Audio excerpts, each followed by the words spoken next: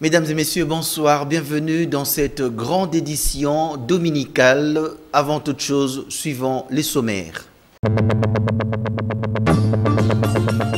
Poursuivi pour meurtre et violation des consignes, la prévenue commissaire supérieure Lokeso Kosso Karine a été entendue par la cour militaire de Kinshasa-Matete sur la prévention de violation des consignes. L'avenue Isoké dans la commune de Barumbu est plongée dans une insalubrité sans précédent à cause du manque d'entretien de caniveaux transformés en poubelles.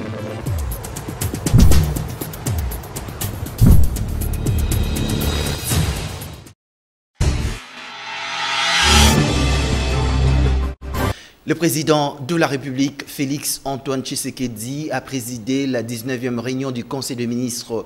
5 points étaient inscrits à l'ordre du jour. Le compte-rendu vous est livré ici par Patrick Mouyaya, porte-parole du gouvernement. Le président de la République, chef de l'État, Félix Antoine Tshisekedi Tshilombo, a présidé ce vendredi 10 septembre 2021 la 19e réunion du Conseil des ministres par visioconférence. 5 points étaient inscrits à l'ordre du jour, à savoir 1. Communication du président de la République, chef de l'État. 2.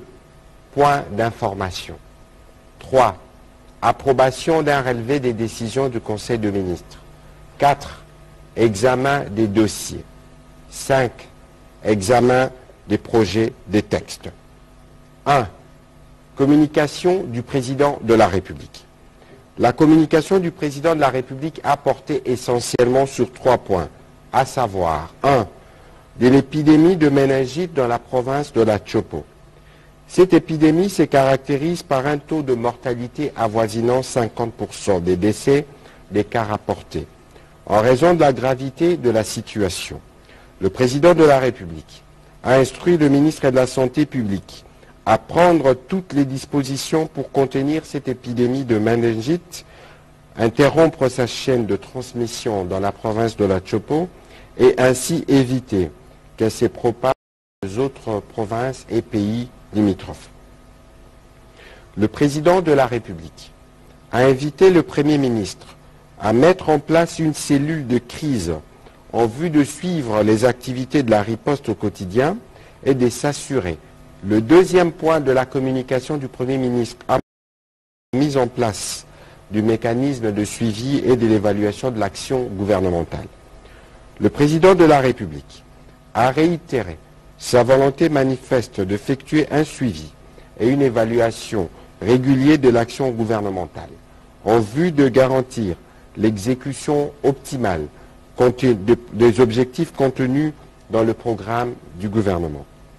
La poursuite de l'instauration du mécanisme de suivi et de l'évaluation du gouvernement est un impératif qui permettra à l'exécutif de mieux calibrer son action et doter la République démocratique du Congo des moyens de sortir des affres du sous-développement. Justice à présent, la Cour militaire de Kinshasa-Matete siégeant en matière répressive au premier degré dans l'affaire du meurtre Rossi Mukendi Chimanga a débuté l'instruction au fond de la dite affaire qui oppose l'auditeur militaire, le ministère public, au prévenu commissaire supérieur Lokeso Kosso Karine et les brigadiers en chef Tokis Kombu Girard. Les 2 prévenus sont poursuivis pour meurtre et violation des consignes. Sylvain Kapombobo Sengele pour les détails. Meurtre et violation des consignes, telles sont là les 2 préventions retenues à charge des 2 prévenus, à savoir les commissaires supérieurs Lokeso Kosso Karine, de l'escadron mobile d'intervention et les brigadiers en chef Tokis Kombu Girard par le ministère public. Abordant les fonds de l'affaire, la cour militaire de Kinshasa-Matete a interrogé en premier la prévenue Lokeso Karine sur la prévention et violation des consignes. Consigne particulière, le ministère public, peut-être consigne particulière,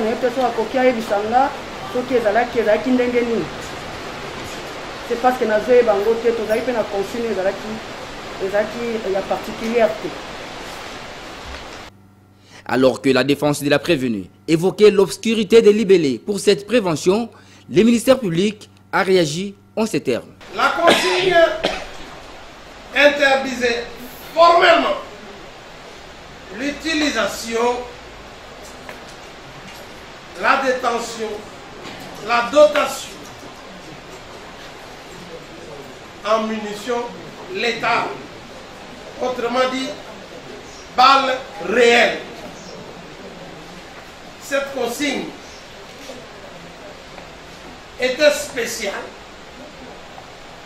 parce qu'elle concernait un point très important, un point auquel il attachait une importance capitale. La prochaine audience dans cette cause a été fixée à lundi 13 septembre pour la poursuite de l'instruction.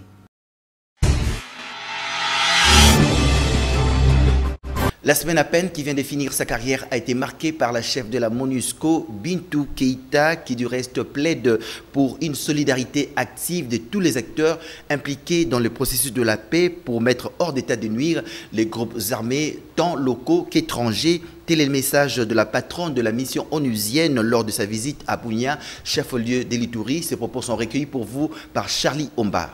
Une grande importance de sensibiliser la population et faire comprendre que nous sommes dans la lutte contre les groupes armés, et les groupes armés, y compris donc les milices et les milices communautaires. Mais dans ce contexte, c'est aussi une guerre de communication, c'est aussi une guerre psychologique, et très clairement, on a besoin d'une solidarité active pour que l'objectif de l'état de siège puisse être atteint. Et même lorsqu'il y a des incidents dans le dispositif, il faut regarder d'où on vient, ce qui est en train d'être fait, les territoires qui sont en train d'être récupérés, et dans les aspects où des routes qui constituent des axes stratégiques importantes pour le pays, pas seulement les provinces, la province d'Ituri, mais aussi celle du Nord Kivu. Le fait qu'il y ait ces escortes qui se produisent depuis le 7 août, oui, on a eu un incident que nous avons à déplorer, mais il faut mettre tout ça dans un contexte qui est que ces axes stratégiques de la RN27 et de la RN4 étaient bloqués pendant des mois. Donc, les escortes doivent être vues comme un peu un poumon qui facilite le trafic de la population, et il n'y a jamais de risque zéro dans aucune opération humaine. On peut faire la meilleure planification que l'on peut, mais risque zéro, ça n'existe pas. Et même dans les pays les plus sophistiqués du monde, eh ben, il arrive que les groupes qui veulent faire du mal, ils arrivent à faire le mal malgré une grandeur d'opération, d'intelligence, etc. Toutes les choses que l'armée ici, avec l'appui de la MONUSCO, la PNC aussi, et du dispositif, pour faire en sorte d'améliorer de jour en jour la souffrance que les populations. Nous revenons sur les 34 miliciens de la Codeco neutralisés par l'armée avec 18 autres blessés lors des affrontements à Kobu sur le territoire de Djougou dans la province de l'Ituri. C'est le bilan livré au cours d'un point de presse ce mardi 7 septembre à Bunia par les FRDC. Charlie Omba. Ces affrontements se sont déroulés depuis l'avant-midi d'hier lundi dans la région de Kobu, un territoire de Djougou, entre les FARDC et les miliciens de la Codeco après une attaque échouée par ses suivis. L'armée qui a eu la suprématie sur l'ennemi déclare avoir neutralisé 34 miliciens de la Codeco et blessé 18 autres avec 10 armes AK-47 récupérées. D'après son porte-parole à Nitouri, le lieutenant Gilles Ngongo, la situation est maîtrisée par les forces armées dans cette région, mais il sollicite surtout la collaboration de la population pour la suite des opérations. Les forces armées contrôlent le centre de Kobu et ses environs, mais l'ennemi est encore visible. En ce moment où nous vous parlons, les forces armées sont en œuvre pour mettre hors d'état de nuire ce rebelle de milice Codeco. Ces miliciens de la Codeco qui sont identifiés par l'armée comme béquilles des EDF dans leurs exactions contre le civil, le lieutenant Gilles Ngongo estime que point n'est besoin de critiquer l'état des sièges dans les milieux urbains, à lieu et à place de les soutenir en sensibilisant chaque groupe armé locaux à déposer les armes. Ils ont un intérêt commun, c'est pour déstabiliser l'Ituri. C'est comme ça que je profite de l'occasion pour dire à tous nos compatriotes, politiciens, députés, acteurs sociopolitiques, tout ce monde qui parle, qui critique à la longue de la journée, l'état de siège ne fait rien, mais il est grand temps d'appeler ces enfants parce qu'ils sont en même temps supplétifs de ZADF, ils sont en même temps en cointance avec les ZADF. La paix, ce n'est pas l'affaire seulement des forces armées. Mais nous sommes au premier plan, mais au dernier plan, toute la population doit être consciente que la guerre est déclarée contre la République. Il faut dire que le chargé des opérations de la milice Codeco a été tué pendant ces affrontements de Kobu. Et au cours de cette semaine qui vient de s'achever, votre rédaction a fait un clin d'œil au maréchal Mobutu qui était mort à Rabat, au Maroc. Mais une question, dans quel état se trouve sa résidence de Kawele, qui autrefois était un palais luxueux et somptueux? La réponse avec Don Momat. Dans ces coins reculés de la RDC où vivaient ses oncles, l'ex-président congolais Mobutu Sese Seko s'y avait fait construire une maison aussi somptueuse que son règne à son heure de gloire. À l'entrée, un homme en tenue civile nous ouvre la porte de la grande barrière. Nous parcourons près de 7 km asphaltés dans l'enceinte même de la résidence en gravitant la montagne. Puis tout d'un coup apparaît comme dans une grotte une ouverture. D'ici, nous apercevons la maison du léopard du Zaïre. Du moins, ce qu'il en reste. Cramponnés sur une moto, nous faisons le tour d'un rond-point que seul le roi du Zaïre avait le droit de contourner pour nous arrêter net devant la porte du salon. Tout ici a été pillé, démantelé dès la fin de la dernière grande guerre en RDC. Pas une porte perceptible, toiture inexistante. Le bar de fer qui la soutenait sont restés orphelines. Les murs et les sols sont de nos jours dénudés. Les carreaux en marbre qui les recouvraient jadis ont été emportés, les uns après les autres, du salon. Nous empruntons le couloir qui finit sa course dans la chambre. L'aigle de Kawele y passait souvent seul ces nuits sur un lit dont l'emplacement, taillé dans le ventre de la terre, est en forme de croix. Du balcon de sa chambre ou dans sa véranda où il recevait ses hôtes, Joseph Désiré Mobutu avait une vue panoramique de la cité de Molekbe, décorée tout en vert pour rappeler à tout esprit qui passe par ici qu'on est bel et bien en pleine forêt équatoriale. La piscine olympique en forme d'Afrique est vide. Seules les eaux de pluie en abondance dans cette partie du Congo-Kinshasa la consolent de temps en temps. Cette résidence mérite d'être réhabilitée non seulement pour question de tourisme, mais aussi et avant tout par devoir de mémoire de tout un peuple. Car si l'histoire ne se répète pas, du moins, elle rime. Difficile pour les Congolais d'oublier le personnage ainsi que les œuvres du maréchal Mobutu. Guilain Kaponda a promené son micro pour recueillir les impressions des uns des autres. Les détails dans cet élément. Le maréchal Mobutu, c'est quelqu'un qui a beaucoup travaillé dans ce pays comme chef de l'État. C'était le deuxième chef de l'État ici. Et ce que je retiens de lui, c'est que c'était l'artisan de l'unité nationale Et c'est quelqu'un qui a inculqué en nous la fierté d'être nous-mêmes, la fierté d'être zaïrois à l'époque et on dirait bien congolais aujourd'hui. Donc c'est quelqu'un qui nous a décomplexés. En tout cas, on est fiers d'être ce que l'on est grâce à ce qu'il nous a enseigné pendant tout son mandat. Bon, je connais bien le président Mobutu Sese Seko Kukungwendu Wazabanga. Il fut notre président de la République du Zaïre. En tout cas, je garde de bons souvenirs pour ce monsieur parce qu'il a fait beaucoup de choses. C'est que si nous allons dans le Congo central, le pont Maréchal, ce sont ses œuvres. Le palais du peuple, c'est lui qui avait fait ça. En tout cas, c'est un président que nous avons beaucoup aimé parce qu'il a fait beaucoup de choses pour nous, les Congolais que nous sommes aujourd'hui. Ce que je peux retenir de lui, il a maintenu la paix pendant un bon long moment. Et puis il avait une bonne relation avec ses confrères voisins et consorts. Et puis il avait des idées auxquelles il a pu construire le stade des Martyrs pour ce qui concerne le sport. Il a pu faire construire le barrage d'Inga. Je sais aussi que, en dépit de tout ce que l'on a pu raconter sur lui, le président Mobutu, c'était quelqu'un de très humain. C'est quelqu'un qui croyait en la jeunesse. D'ailleurs, il disait tout le temps que la jeunesse, c'était l'avenir de ce pays. Et ça ne m'étonne pas qu'il ait eu tous ces sentiments-là envers les enfants et tout ça.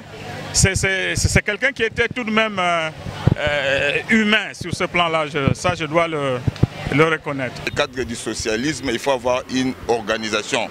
Donc tout cela devrait s'enchaîner, quoi. Ça devait s'enseigner et puis s'enchaîner, comme a fait sa femme, maman Mobutu, maman Antoinette, avec le cadre social qu'il a mis au 13e rue, qu'on a vu le foyer social.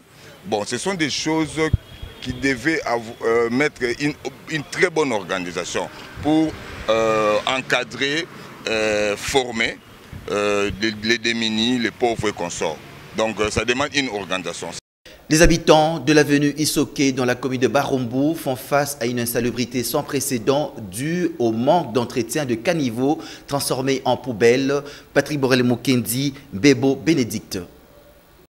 À ces jours, l'avenue Isoké sur la direction Belgica dans la commune de Barumbu est inondée par les immondices qui débordent et maintenant commencent à dégager des odeurs nauséabondes et pestilentielles, au grand désarroi des habitants de cette partie de la capitale. L'un des riverains pense que c'est la population qui est à la base de cette insalubrité. Ce sont nous-mêmes la population qui sont vraiment à la base de l'insalubrité dans nos caniveaux, surtout dans mon quartier, là où j'habite. Il y a vraiment un certain nombre de négligences, il y a un certain nombre de...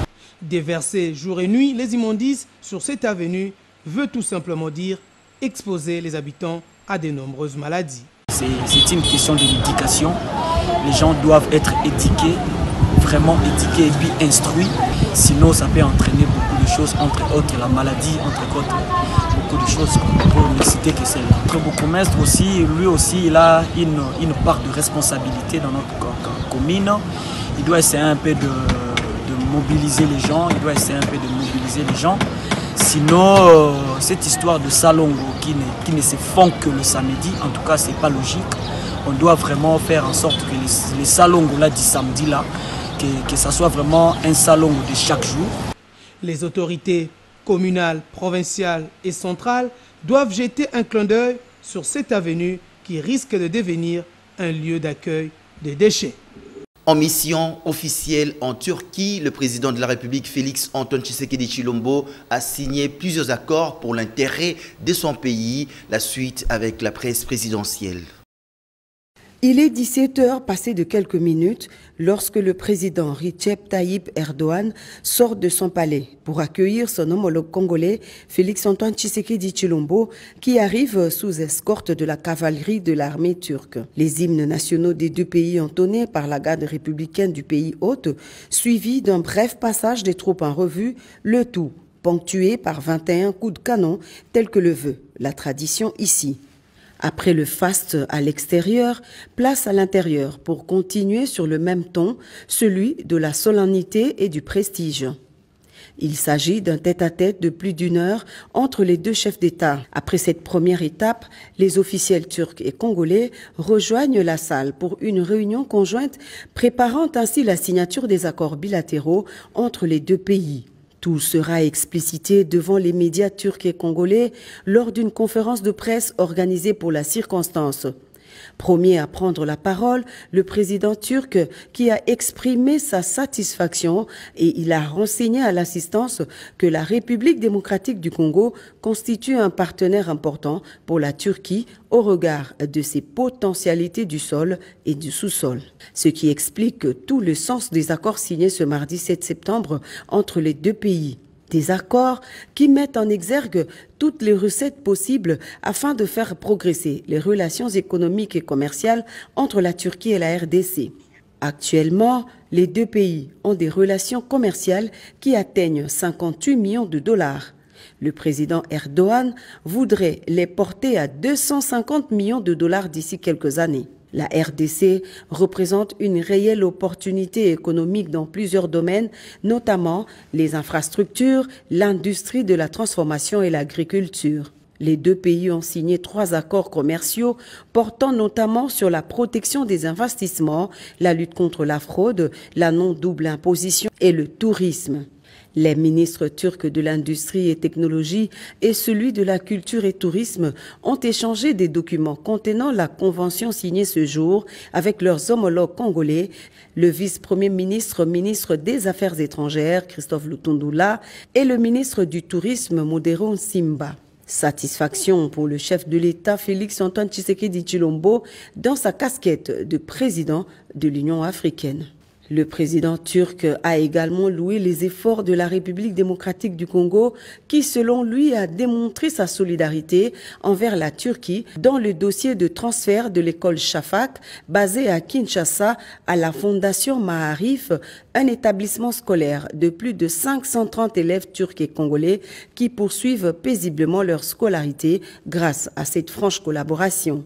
Pour couronner cette symbolique entre les deux pays, le chef de l'État, accompagné de la très distinguée première dame Denise Nyakiro Tshisekedi, était convié à un dîner d'amitié qui a clôturé l'étape d'Ankara avant de s'envoler pour Istanbul.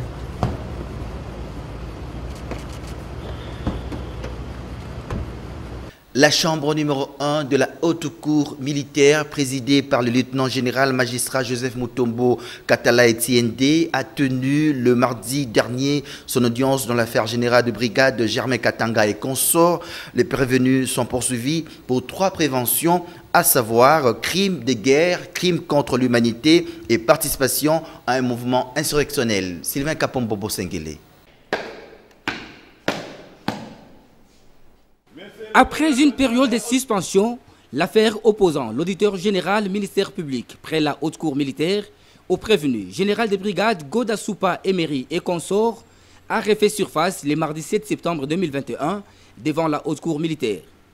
Au total, 7 prévenus, dont 5 militaires et 2 civils, sont poursuivis pour crimes de guerre, crimes contre l'humanité et participation à un mouvement insurrectionnel, lesquels faits ont été commis en Ituri. D'entrée de jeu, le premier président de la haute cour militaire a procédé à l'appel des prévenus en vue de se rafraîchir les mémoires à propos de leur liste de témoins. Ces derniers ont soutenu qu'ils envisageaient plutôt de les déposer. Et la recommandation du premier président de la haute cour militaire à l'endroit des partis. Déposez vos listes avant samedi, de manière à ce que la semaine prochaine, la haute cour puisse prendre ses dispositions, parce qu'il faudra nécessairement prendre une décision par rapport aux modalités d'audition de ce témoin. Et on doit le faire par un avant-dire-droit. Donc c'est mieux que vous puissiez déposer vos listes avant samedi pour que le ministère public on communique cela au ministère public et que le ministère public aussi vous communique ces listes, de manière à ce que vous ne soyez pas surpris lorsque on aura à débattre de toutes ces déclarations. Et d'ailleurs, la loi vous donne la possibilité de refuser l'audition d'un témoin. Cette cause a été renvoyée à mardi 14 septembre 2021. La semaine qui vient de s'achever a été très chargée pour le premier président de la haute cour militaire, le lieutenant général Joseph Mutombo Katala-Etiende, qui a présidé le lundi 6 septembre la parade générale à laquelle on prépare les magistrats et les auxiliaires militaires. Encore une fois, Sylvain Kapombobo Sengele. Cette parade générale de lundi 6 septembre 2021 est celle qui a réuni les magistrats et les auxiliaires de la justice militaire. Elle a été présidée par le premier président de la haute cour militaire, le lieutenant général magistrat Joseph Mutombo Katala-Etiende. À tout seigneur, tout honneur, dit-on, la dite parade a débuté par la prière, la louange et adoration, question de rendre grâce au Créateur du ciel et de la terre. Puis est venu le partage de la parole de Dieu, exhortation faite par l'aumônier militaire.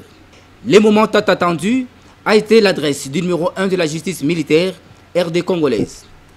Le lieutenant général Mutombo Katala-Etiende Joseph a axé son allocution sur 3 points, notamment celui relatif au port des grades par les éléments nouvellement promus au grade supérieur au sein des FRDC. Tangwakala, toyebaki que ceux qui va nommer moto, akola tapete directement. À cause là, à la parade, va reconnaître grade, va notifier bateau. Au balata grade parce que ça a un inconvénient. Yo, par émission aux 8 grades au lat. Mais Baboussou Moutouana a écouté ça à Kosi. Baboussou Patanga qui bien te. Baboussou Soupé, les ayote, mais à Moutoumoussou. Alors, c'est ainsi que le règlement est Sengaki que ceux qui non, va reconnaître grade nayote kolata te. Mais tous avons constaté que la tunion se balade. C'est bien, mais c'est à vos risques et périls de Naroba. Parce que son Narobi, dans l'Ongola, au Bokansa, tous avons contre grade nayote. Cette rencontre a été aussi une occasion pour les patrons de la justice militaire de répondre à certaines préoccupations des auxiliaires de la justice militaire. Tout est bien qui finit bien, un cocktail a sanctionné cette parade. Et pour sa part, le Premier ministre Jean-Michel Sama Lukonde a présidé le 9 septembre la réunion de conjoncture pour que le marché soit inondé de plusieurs produits dans le tout prochain jour. Le Premier ministre, chef du gouvernement Jean-Michel Sama Lukonde a présidé le jeudi 9 septembre 2021 à la primature la réunion hebdomadaire du comité de conjoncture économique pour la surveillance de la situation socio-économique du pays. Selon les ministres d'État au plan qui a fait le compte-rendu à la presse, cette réunion a porté sur la note de conjoncture économique, sur les dossiers de la fraude minière à l'est du pays, mais aussi et surtout sur le dossier lié à la baisse des prix des produits surgelés d'importation sur le marché. Il faut retenir d'abord que la situation économique reste globalement stable, avec une bonne évolution des recettes et une bonne maîtrise des dépenses. Il faut également noter que le pacte de stabilité est bien respecté, donc la situation est sous contrôle. Au sujet des produits surgelés d'importation, des dispositions ont été prises pour arriver à la baisse effective des prix, a annoncé le ministre d'État au plan. Il faut également signaler que le comité sous le leadership du Premier ministre s'est penché précisément sur la question des surgelés.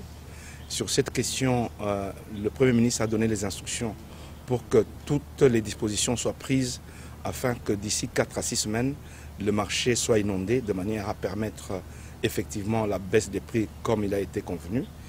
À cet effet, le ministre de l'économie a été instruit de prendre des dispositions de manière à permettre également l'accès aux importateurs nationaux, à ouvrir le marché aux importateurs, de manière à ce que les prix soient abordables d'ici la fin de l'année. Concernant le projet des 145 territoires, le CCE renseigne que la réalisation débutera par les provinces du Congo central et du Kwango.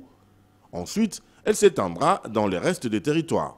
Nous avons également parlé de la finalisation du dossier des 145 territoires, où le ministre des Finances a été instruit de disponibiliser les fonds auprès des opérateurs qui doivent commencer les travaux d'abord dans le Kwango et le Congo central, et avant d'être généralisés dans les jours à venir sur le reste du territoire. Suite aux différentes révélations faisant état de l'exploitation minière frauduleuse dans l'est de la RDC, le Premier ministre a donné des instructions fermes pour mettre fin à ces activités illicites. Il a été également fait état de la question de la fraude minière. Le Premier ministre a promis que le vice-ministre des Mines va rencontrer incessamment aujourd'hui les deux gouverneurs militaires de manière à prendre des dispositions pour mettre fin à la fraude dans ces régions. Enfin, il faut noter que les réserves d'échange sont restées stables. On aura un apport qui doit venir de manière à ce que ces réserves puissent augmenter, a soutenu le ministre d'État Christian Mwando. Kenge, chef-lieu du Kwango, peine à se moderniser. Ces images qui nous ont été ramenées par Polydor Patringazami et Patimbouzi en disent long. Suivez. Chef-lieu de la province du Kwango, Kenge fait figure de parents pauvres. Pourtant, elle constitue le miroir de la nouvelle province issue du démembrement. Des quartiers huppés, il n'en existe pas ici. Cependant, de manière isolée, pointent quelques belles maisons qui attirent tout de même l'attention des passants, surtout les nouveaux venus. Ici, au quartier Mavoula, l'on trouve encore des habitations en chaume, voire en terre cuite, en lieu et place des briques en ciment. Une image qui reflète en réalité un niveau de vie en deçà de la moyenne, mais surtout un déficit de modernisation et d'urbanisation.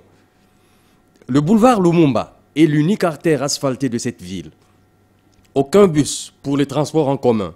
Seuls les motards, appelés communément Wewa à Kinshasa, sont visibles et sollicités pour les déplacements des personnes. Comme à Kinshasa, l'assainissement est assuré à travers l'opération Kenge Propre, une opération qui, au-delà des avantages qu'elle peut avoir, fait souvent des victimes, surtout quand il s'agit de dégager la voie publique. Et dans pareil cas, les concernés saisissent l'occasion pour se déchaîner.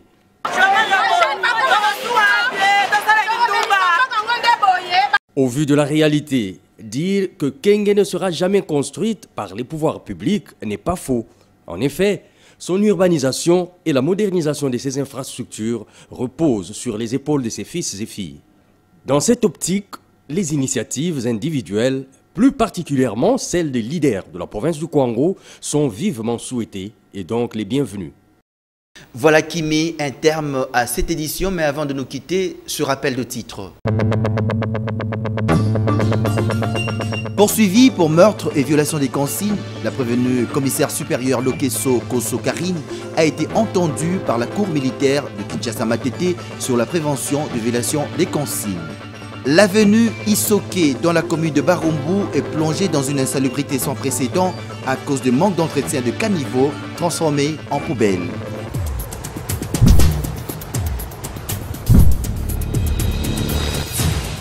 Ce journal est complètement terminé. Merci de l'avoir suivi. Excellente suite des programmes sur la chaîne des références. Au revoir.